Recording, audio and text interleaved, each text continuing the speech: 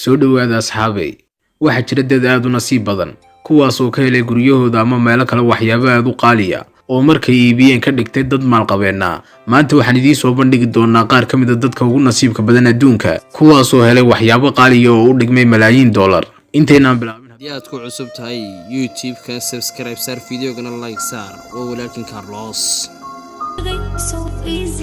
whiskey bottle inagu muslimiin ahaan ma cabno khamriga oo diinteena ayaa inaga reebaysa laakiin reer galbeedka marka la eego way sameeyaan wayna cabaan qisadana waxay ku dhacday nin lagu magacaabo Brian Feed 2 sano ka hor ayuu iibsaday guri la dhisay 1950kii gurigaasina waxa uu ahaa mid u baahan dib u habeyn aad u badan laakiin markii uu iibsaday guriga kadib uma soo harin wax lacag ah uu dib uga habeeyo guriga sidaas darteed Brian wuxuu ku qasbanaaday inuu isagu hagaajiyo guriga intuu ku guda jiray hagaajinta wuxuu helay sanduuq qadiimi ah oo gudihiisa ay ku jiraan 13 quraaradood oo whisky ah quraaradahan ma ahayn qaar caadi ah waxay ahaayeen qaar aad u qaaliya waxaana la sameeyay sanadkii 1917kii wuxuu ogaaday Brian qiimaha quraaradahan iyo in halkii quraarada uu qiimaheedu yahay $200,000 marka la isku wada geeyana uu qiimahoodu noqonayo $2,600,000 haddana isagoo taawog wuxuu ku bedeshay inuu isaga iyo saaxiibadii ay faaruqiyaan quraarada oo ay ka cabaan whiskiga halka uu ka noqon lahaa milyaneer